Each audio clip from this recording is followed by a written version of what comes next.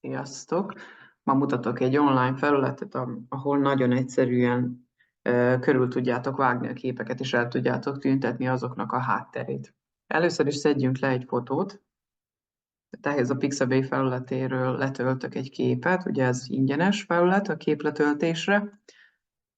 Ez a kép megfelelő lesz, nem túl egyszerű, nem egyszínű a háttér, így meg tudom mutatni, hogy mire képes ez a felület, amiről beszélni fogok. Letöltöttem a képet, most pedig a keresőbe be kell írni, hogy Photoroom Background Remover,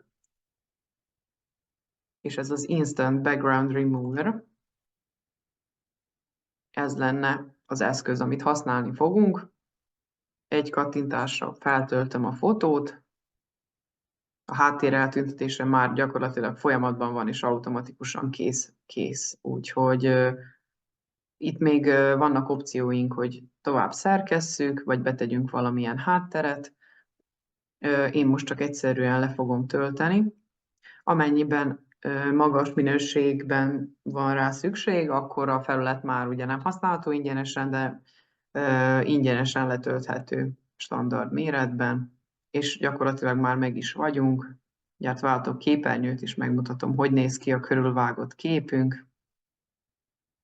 Tehát szinte tökéletesen körül lett vágva. Köszönöm a figyelmetek, amennyiben tetszett a videó, lájkoljátok és kövessétek be a csatornát, még sok ilyen videó lesz.